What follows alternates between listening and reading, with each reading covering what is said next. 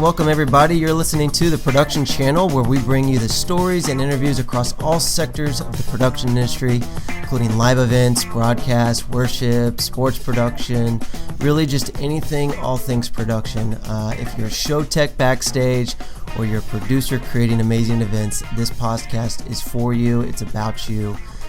And so we're just really glad to have you here. I'm joined by Clem Harrod, my very good friend and freelance projectionist. Welcome, Clem. Chatter. What's going on, Bowles? And so Clem and I, my background, again, Stephen Bowles, live video director and also founder of Shoflo. We are here today just to really dive into really a whole new topic we haven't gone to yet, and that is lighting. So if you've ever been in a major show, been to a concert, whether think U2 level or smaller, one of the most important and powerful experiences and parts of just everything that we call production is lighting. And so as Clem and I have kind of been going back trying to figure out who is really one of the experts in our industry to talk about it, it just was very clear that we need to bring on Richard Dunn. So welcome, Richard Dunn, to the Production Channel. The one and only. What's up, guys? Hey, Richie. Pleasure to be sharing the room with you. Yeah, man. So a little background on Richard for anyone who hasn't known him. Richard is a freelance lighting designer, but it's really so much more than that. So he services really the whole spectrum of production, everything from live events, traditional corporate, and also just sort of specialty events, and then concerts, as well as really the thing that I've always really been impressed with Richard is his television experience, because that's just a different type of craft in the way that you approach that when you're really lighting for camera. And then he's even, if you go way back in the day, had some experience with House of Worship and things like that back in Canadian days. True so story. Richard, just high level, again, welcome. Just very, very excited to have you on here. Why in the world lighting? Like, how in the world did you even find this industry? And of everything you could have done, why lighting?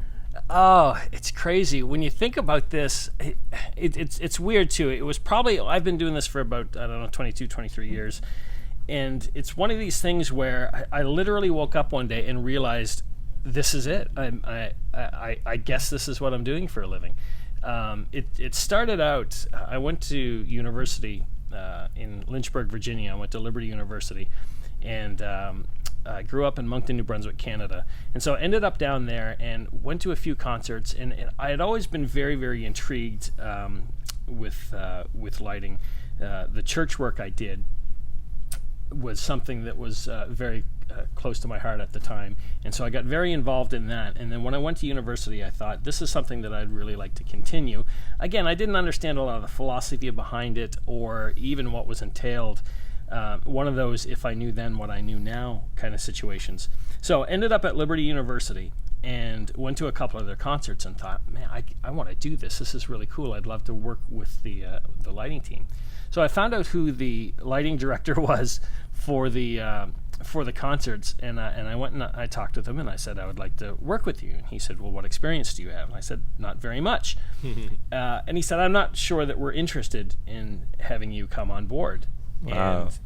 And it was like strike one out of the gate. I'm like, you're not supposed to say that. You're supposed to encourage me, and yes, come on board. And he said, I just don't know that if we have room for you.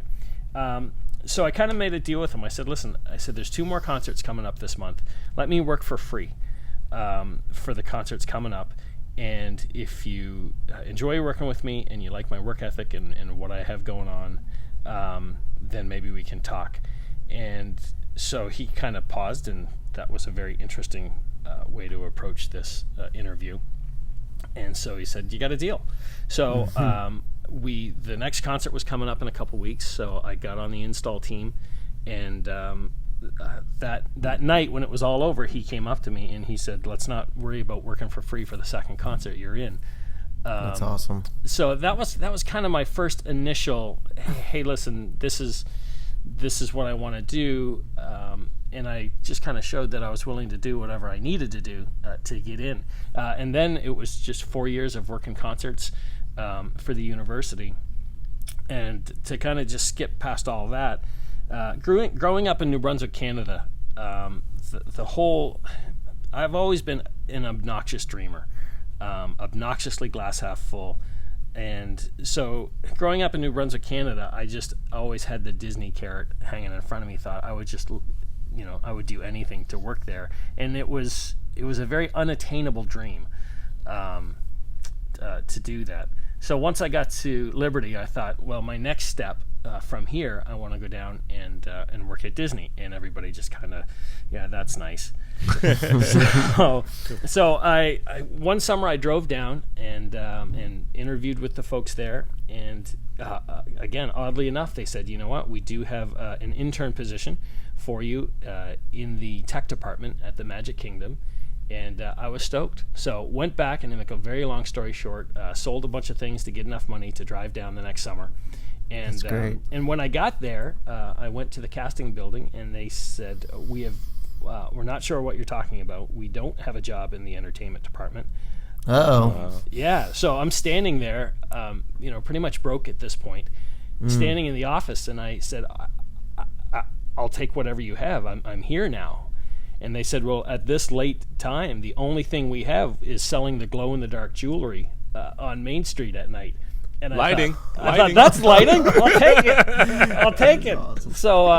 So yeah, I spent my first summer selling glow-in-the-dark jewelry just to get my foot in the door. And by the end of the summer, I had managed to find out who was in charge of the tech department at the Magic Kingdom, and gave him a call and sat at his desk and let him know, I've been working 4 p.m. to 1 a.m. every night this summer just so I could sit here and meet you. And that was kind of the second time where a prospective employer looked at me and said, you were willing to do that to do this? And I said, absolutely. So he said, I can't deny that. So he specifically made sure that I had a place the next summer, and came back. And that's kind of that's the beginning of it all. And again, looking back on it, it's kind of interesting to see in both those situations. Both those situations had to work for me to end up where I was, and in both those situations, I literally had nothing to lose, and said I'm going to put myself out there. And so that's in a nutshell how I ended up as a lighting professional. You know what's so crazy for me is, as you're talking about that, and you're talking about how you did what you had to do to get where you wanted to go, how that still applies for today, just trying to find those jobs and trying to find that right fit for yourself in our industry. Oh yeah, it's crazy. And not to get too deep on this, but it applied back then and it applies now, and I personally know both your stories, and I understand that this applies to you guys too. There's basically 3 C's in life that dictate everything, who you are and what you do and where you're going. First one is your circumstances, the second one are your choices, and the third is consequences. Well, if you look at your circumstances, your choices, and your consequences, you only have control over one of those things, and that's your choices. You can't control who you were born to, where you were born, the financial, the status that you were born into, but you make choices based on your perspective, and then you have no control over the consequence of that choice. So life is just a series of making a choice, assessing the consequence, making a choice, assessing the consequence. And in my situation, I made these choices to put myself out there, and the consequence for the Disney thing was we don't have a lighting position for you. You can sell glow-in-the-dark jewelry at one of the worst places, the worst positions you can have being down there. And so that was the choice I made, and the consequence was meeting the guy that ultimately hired me for the job of a lifetime at the time. Nice. Pregnant pause. It happens even in production. Awkward This is when the CEO silence. just hit the stage, and then And the video was supposed to be rolling, but it didn't come up. VTA, go. right. Go. VTA. Somebody Go wake to up, theme Clem. graphic. Theme Somebody graphic. please wake up, Clem. All right. Well, tell me more about now that we know how you sort of bumped into or backed into lighting. How does that look for you on the daily grind right now? I know for a fact that you're not just kind of doing small breakouts or sort of smaller level shows, but that you've really engaged in some large scale projects. So take me through a fun one. Take me through one that's more recent and kind of like For people who are curious, what does the role of the lighting designer, what does that actually involve? What does it include? Kind of take us through that from soup to nuts. Got it. I guess kind of taking a quick step back, looking at my role as the lighting designer is a very interesting one. I have a very tangible job. You walk in, you see it, the haze is going, the lights are going, and you can see what I've done and you can absorb it. And so it's really interesting because when people attend a production, there's so many things. They walk out there with an average feeling of how that entire night went. And that included how the lights looked, how the sound sounded, the air conditioning, was it too hot, was it too cold? Everything about that night, they leave with one average opinion on what just happened. So it's interesting to know that although not everything I do is noticeable, and a perfect example of that is when you get in for cameras and all the TV work, that's not subjective. There's either an evenly lit stage or there's not. And so talking to some of the video guys right now that have had to shade my work is one of those things where it's either right or it's wrong.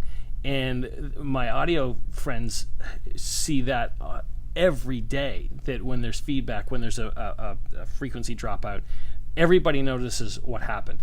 And so there's two specific parts of my job. The one is the very subjective part where he's in the dark, that's wrong, fire that guy, why would you hire him? And then the subjective part, and they're both equally as frustrating because with what Clem does, he has a specific goal. It's converged, it's colored correctly, and there's not much left to interpretation. It's either right or it's wrong.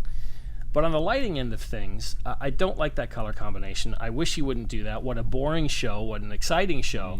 So once I load in, and all the mechanics are done, the load calculations, the truss, the weights, the distribution, the power, when that's all finished, I have literally everybody from the guys setting chairs to the executive producer telling me how it should look and what I should be doing. And I have to, handle all that criticism professionally and calmly and with the right attitude. So at the end of the day, going through what happens with me on a show, I did a show about a year ago for a big corporate company, and we were in Whistler, British Columbia, and they had 3 waves coming in, and every wave ended with a Katy Perry concert.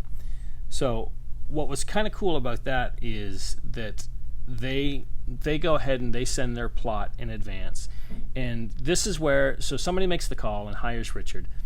I need to find out how big the show is, where the show is, what size of the show, what budget of the show, to make sure I know that I can put together a show that you've sold the client. And one of the frustrating parts is a lot of times the production company will have already sold the client on a pretty picture drawn by a set company and a creative director with no regards to physics.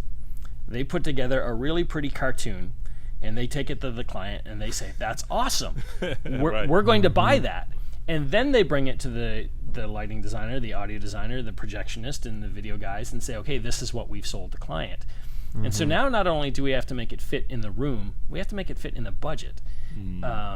And sometimes that's very difficult because at that point when they've sold the show, they don't know the load restrictions on the rigging. They don't know the loading docks and the accessibility or how much power's in the room. So all of a sudden we sell a show this size that doesn't have enough power and we have to bring in a massive generator. Well, there's an expense that nobody counted on. So we have to make all that work. So anyway, backing up to this, the Katy Perry folks send us their rider and what they need for lighting. And we go ahead and we find vendors that can supply all this equipment. And at the same time, I have to make my corporate show work. So I have to take everything they need, fold in with everything we need on the corporate side of things, and we move ahead from there. So once the gear list is done, then we actually have to put pen to paper and put it down on a plot. And so with the venue drawings that we get from the technical director, we lay in all the truss and we figure out all the weight calculations, and then we send it back to the venue for approval. Once that gets approval, we can then move forward on booking the labor and working on our production schedule. And this particular show, we had 24 hours from the time we got the venue to the time Katy Perry hit the stage. Wow, that's a short amount of time. Yeah, and that's crazy, especially, it's one thing if it's a tour where you've rehearsed your load-ins and you've rehearsed your pack and you've rehearsed setting it up. And that's the stressful part about this that is, it's hard to convey to people. As much as this is an adrenaline rush, and we've all been there when you pull it off, we've all been in those situations where you think, is this the time we don't make it? Is this the show where something beyond our control happens and we miss doors and we don't open in time? And that's the difficult part on staying calm and staying focused to get it all loaded in time, and that one did. We had a phenomenal crew, and we got that in and up and running, and 24 hours later she hit the stage and all was great. But I wish there was a way to bottle up that feeling of we're not going to make it. And we've all been there where it's a half hour to doors and you have a piece of equipment go down, and literally there's 5,000 people looking at you saying, are you going to make it? You don't know if you're going to make it, but you say yes. Yeah. And then you just find a way to make it work. And that's a lot of it. When at this level, when they call you guys and when they call me, we're not there for when things go right. We're there and we're hired and we're brought in for when things go wrong. So true. And that was a situation where we had a really tight turn, and the guys all came together and made it work. So basically, once we get all the parts and pieces lined up and we get into it, there's so much coordinating with the video guys, with the audio guys. You get all the truss laid out, and then you're right at your max weight, and then you talk to the video guys and they want to put 2,400 pounds of projectors on your truss. I don't like your tone there. I don't like your tone. And then so they walk in, and then we got to resubmit drawings and all this kind of stuff. Or they were already on the drawing and the lighting guy comes in and puts too much weight on. Or puts movers on there. Yeah, you don't want movers on your projection truss. No. So anyway, those are some of the things that we run into that might not necessarily hit the audience first off on, and rightfully so. They don't care. They want to walk in, they want to see their show, and they want to walk out. And it's our job to make when they walk out there at the end of the night saying that was one of the best things I've ever gone to. Richard, I want to touch on something real quick. When you were talking about the Katy Perry and situations where, like, basically you expose some vulnerability that a lot of us face in this industry, and that fear, and then sometimes that overwhelm. What do you do specifically to try to calm that anxiety? Very great question. It's not something I widely speak of, but I project to the strike, and I do this a number of times of years when I'm in those situations where I think we're not going to make it. We're not going to make it. I think back to my 20-some years of doing this and the 99.9% success rate that a lot of us at this level have. And I literally picture myself on the plane flying home. And all the other times I've been in that situation, and I've ended up with this incredible adrenaline rush on the plane on the way home thinking, we friggin' did it. We shouldn't have done it. It wasn't physically possible.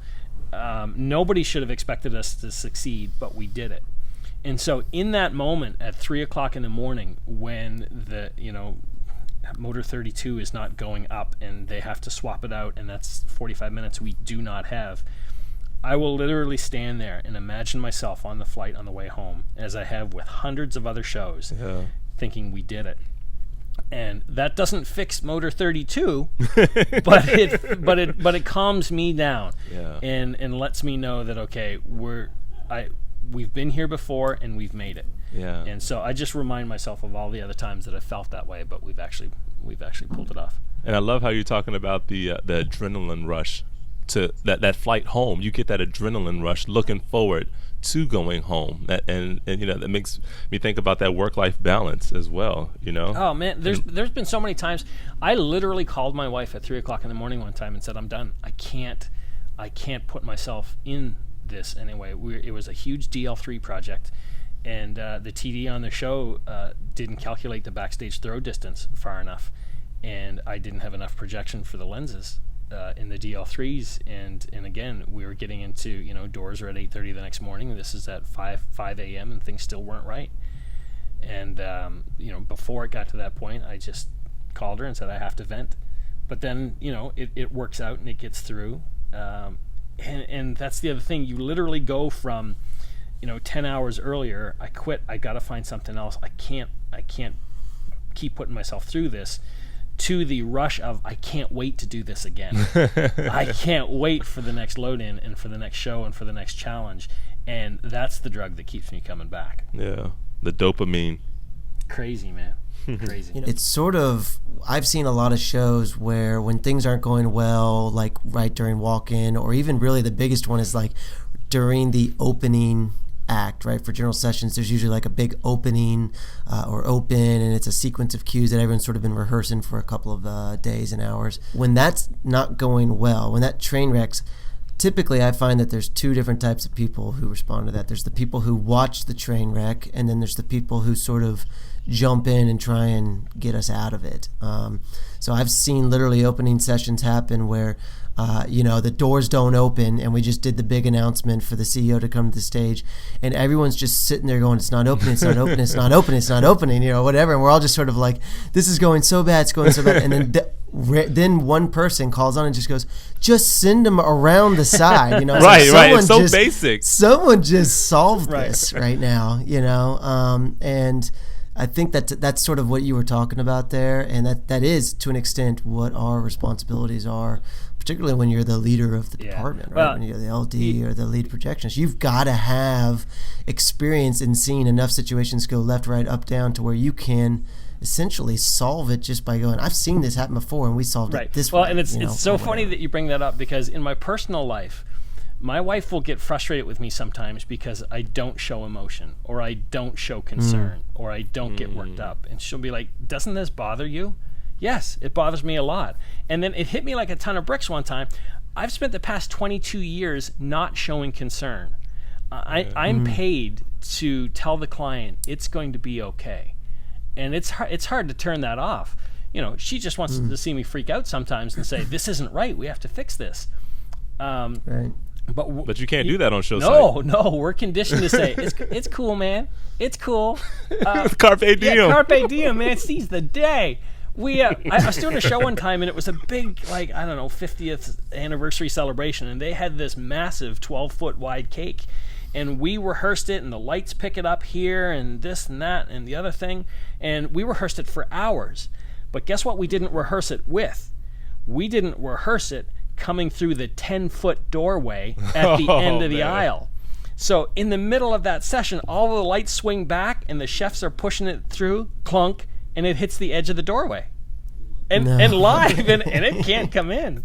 So they literally sliced it and then walked it down the aisle. Man. Yeah, it was crazy. But you're exactly right. We're not there for when things go right. We're there for when things go wrong.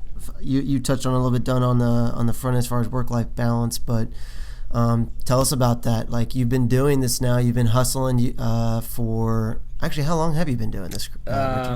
Probably 22 years, 22 or 23 years. Yeah. So, and how much in a given year are you on the road? A slow year would be 6 months. A busy year would be 7 months. So I'm gone between 6 and 7 months a year. Gotcha. And you've got, tell us a little bit about your family, where you guys are living right now, and how many little ones, or if any, do you have? Yeah, we're in Canton, Georgia, about 45 minutes north of Atlanta. My wife and I have been married for 20 years, and we have a 4-year-old daughter. So that kind of changed everything. But the work-life balance thing is such an interesting conversation. I have both influences in my life. One that says, hey, work is your focus. That's how you provide for your family. Then others that say, you don't need the iPhone. You can, buy something cheaper, and all of these things take you on the road. So it's certainly something that I spend a lot of time thinking about. I heard something, it was probably about a year and a half ago now, that really changed the way I feel about work-life balance. When you think of balance, you think of 50-50, and you think of the scales being balanced at any given time. Well, unfortunately, we don't have that luxury. So I look at work-life balance as a 50-50 balance over time. And are we talking a year? Are we talking in a season of your life? And I try to focus on a 50-50 balance through the year and not at any one given time. So there are times where I'll be out for a 3.5 week run, and that's when it sucks. That's when it's FaceTime every day and your daughter misses you and you're neglecting things at home. But if you look at the schedule and you can get around that and you can get to your 3-week break at the end of it, that's when you try to stay focused. And my wife has been so cool during this whole time. It wasn't a decision. I didn't make the decision to leave. We made the decision for me to be on the road. And that certainly helped. And at the end of the day, if she said, I don't want you gone, I couldn't put that on her. I couldn't, for some, in some circumstances, she's a single mom as far as taking care of our daughter and taking care of the house and running the business of a household. But she does know that the other side of that 50-50 balance, when we do take a month off in the summertime, or we do have a lot of time together, we believe that the quality time we have together as a family outweighs if I had a 9-to-5 job, coming home at 6:30, my daughter going to bed at 7, and so it's a decision that we've had to make.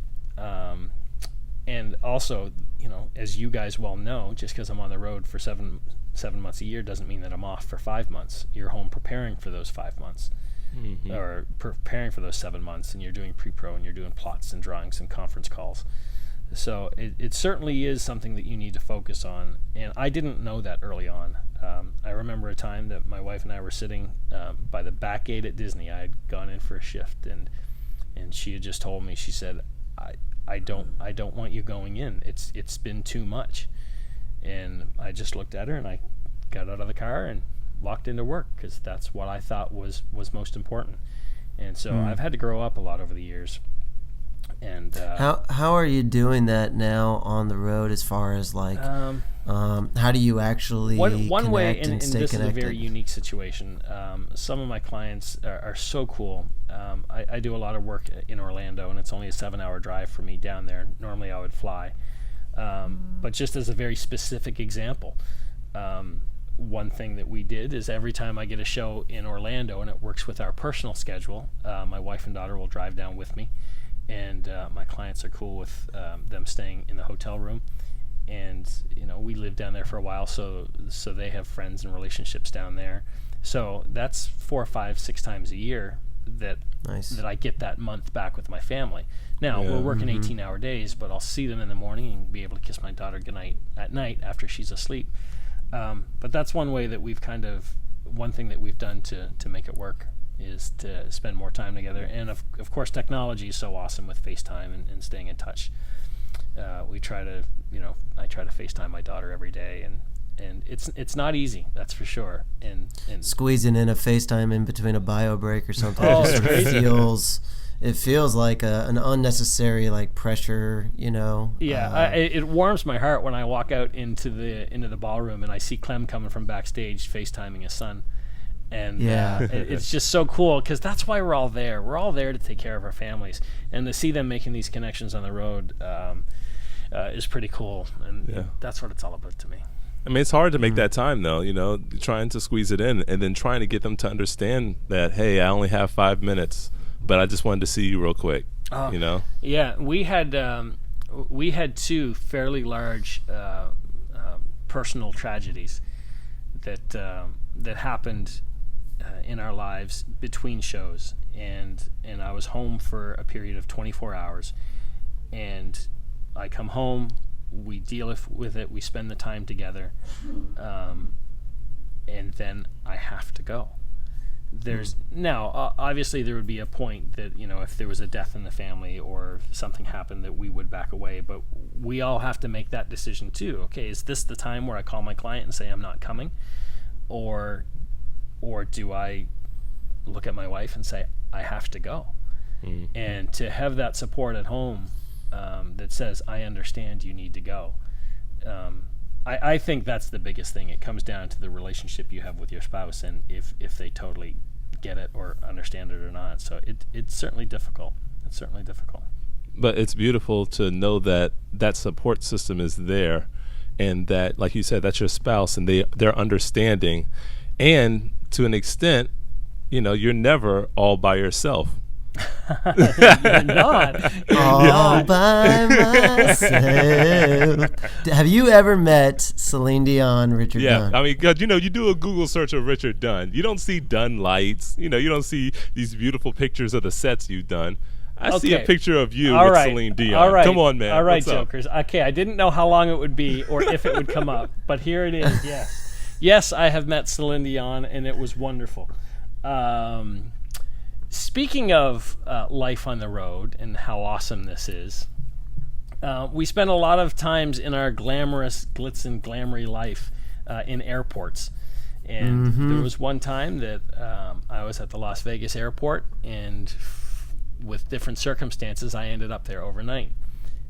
While I was there overnight, I thought, you know what? I don't often get the chance to be in an empty airport. I'm going to shoot a little video and send it back to my wife and show some of my road friends and see if they're going to dig this or not. So I was listening to music, and I found the one, the only Celine Dion singing All By Myself, and I literally laughed out loud. I'm like, this is funny stuff. So I took my iPhone, a roll of luggage tape, and a wheelchair I found in my computer bag, and I just ran around the airport like a friggin' idiot, and shot my own little music video to Celine Dion's All By Myself.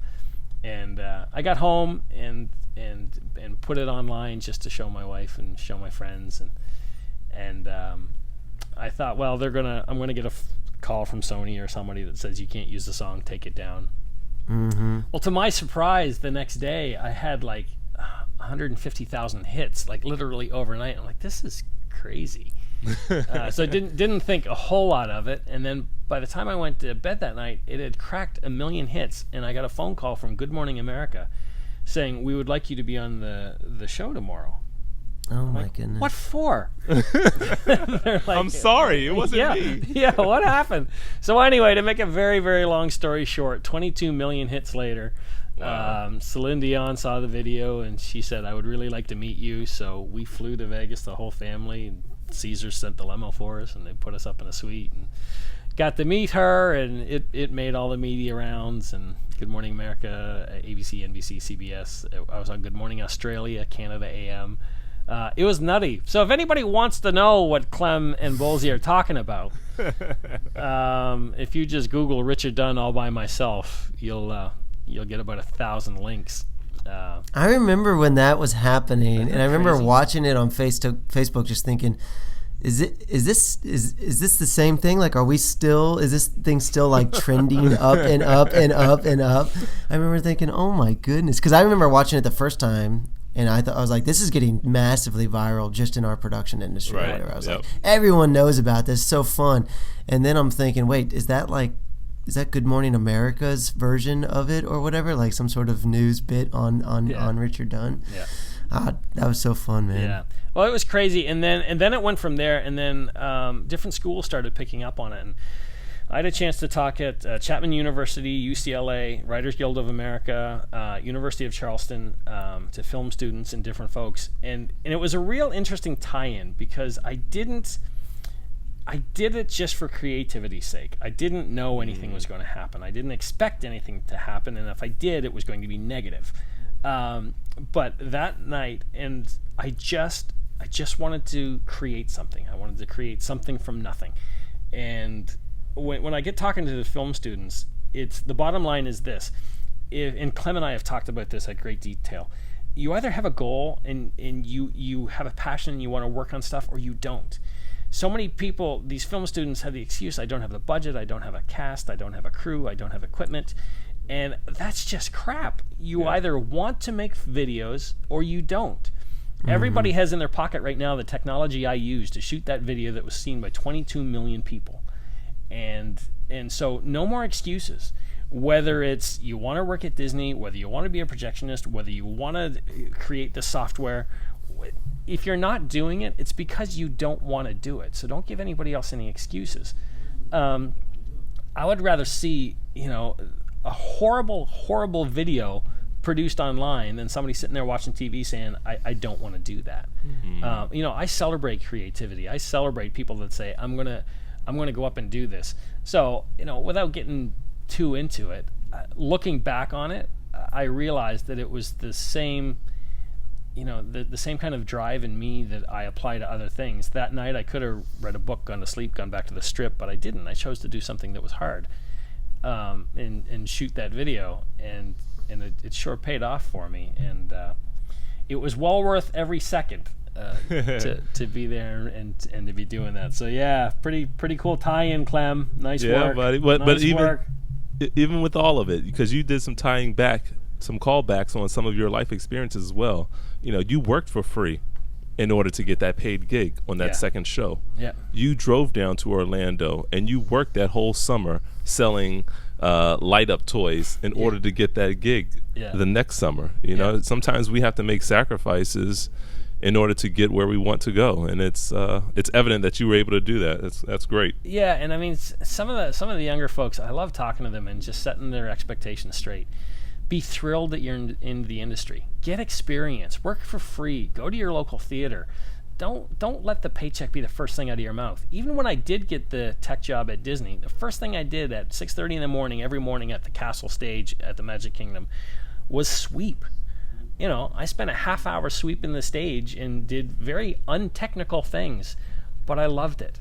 I was there. I was getting the experience, and just get the show hours under your belt. Again, go volunteer at your church. Go to your local theater, and it'll get to a point where you're going to wake up one day and say, "I know what I'm doing. I can do this," and then you have something to offer.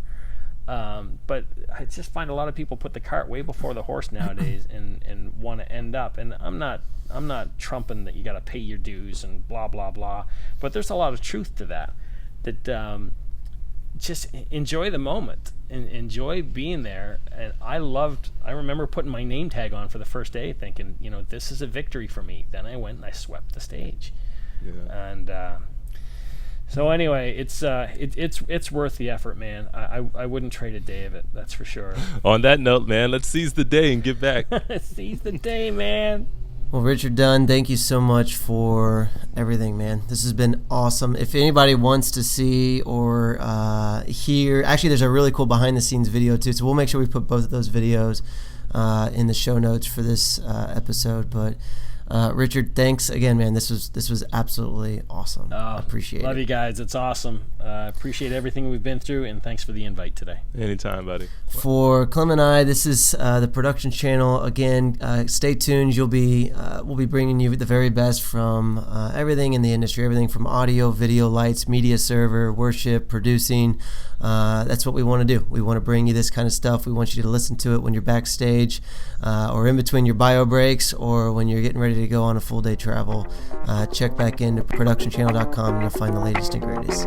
With that, thank you, gentlemen, and see you guys next time. Chatter.